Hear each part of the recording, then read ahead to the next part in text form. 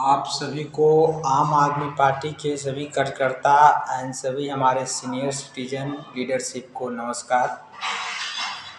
आज हम 26 नवंबर संविधान दिवस मनाने के लिए चौरचक्किया में नी स्थान विजिट करने चले हैं। और संविधान दिवस क्यों मनाना चाहिए, इसके पीछे एक बहुत बड़ा रहस्य का एक व्यक्तिगत विचार बना है। और इसमें बताया जाएगा कि अगर संविधान नहीं होता तब हम कहाँ होते, और संविधान आज है तब हम कहाँ हैं। संविधान क्यों जरूरी है, इसको समझने के लिए सबसे पहले हम आते हैं अपने देश भारत की ओर, जब जिसमें गुलामी और उस जंजीर समस्या में पड़े थे, जिसमें अंग्रेज़ों का शासन, अंग्रेज़ों का दुर्व्यवहार, दास प्रथा जैसे कई प्रकार के हमारे देश में योजना रूप में चल रहा था और हमारे देश के नागरिकों को क्षति भोगना पड़ रहा था। जब देश को आज़ादी मिली, कमेटी बना और कैबिनेट मिशन बना, तो हमारे बाबा साहब ने चेयरमैन का रोल निभाया। और चेयरमैन में सबसे पढ़े लिखे व्यक्ति हमारे बाबा साहब थे, जिन्होंने संविधान बनाने का सबसे पहला विचार, सबसे पहला कदम उठाया। और विचार तो एम.एन. राय ने दिया। एम.एन. राय ने विचार दिया, मगर हस्ताक्षर करने वाले, संविधान को लागू करवाने वाले, आर्टिकल लिखने वाले, उसको संक्षिप्त वर्णन करने वाले और पूरे देश के गांव-गांव जन तक अधिकार फैलाने वाले हमारे बाबा साहब ने देश को एक महान दिशा की ओर लेके गया। आज ओबीसी समाज के लोग, SC, ST, जर्नल सभी के लिए बाबा साहब ने काम किया।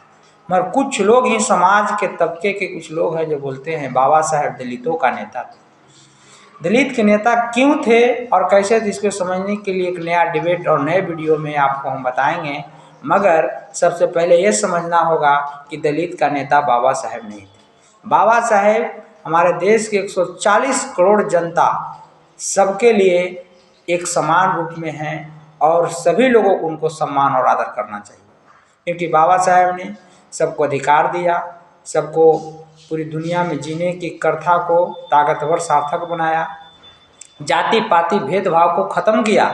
बाबा साहब ने कभी न किसी को जातिवाद सिखाया, सभी को एक समान जीवन जीने का एक नया मार्फत, नया योगदान देने का काम किया। बाबा साहब अगर नहीं होते तो देश में आज यही काम होते रहता कि देश के लोग छुआछूत, भेदभाव, जमींदारी, दास प्रथा, ठगी प्रथा और अनेकों प्रकार की महिलाओं को शोषण, क्षुद्र प्रशासन, महादलित, दलित, इस तरह के प्रथा बना रहता।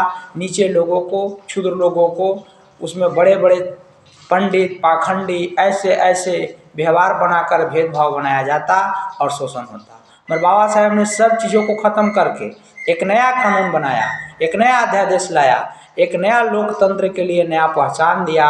और इतिहास गवाह है कि जब बाबा साहब को हम दूर बनाते हैं तो सोचे कि हम समाज से दूर होते जाएंगे, क्योंकि बाबा साहब की संकल्पना और कल्पना की जो व्याख्या है वो पूरे देश में खाती खाती जो एक व्यखर रूप में बह रही है, इसे लोग समझता नहीं है, एक शोषण रूप में समझता है।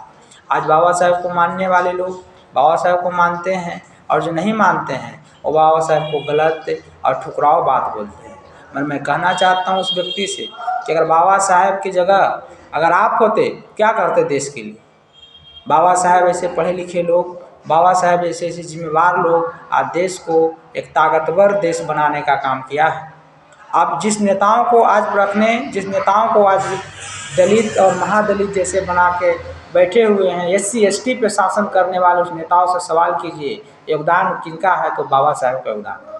अगर बाबा साहब नहीं होते तो लोग आज नेता नहीं होता, मंत्री नहीं होता, विधायक नहीं होता, उसका बेटा IAS नहीं होता, अफसर नहीं होता, वो कहीं ना कहीं कोई बड़े पूंजीवादी व्यवस्था के तहत तो दबे कुचले एक मजदूर और नौकर पैदा होता।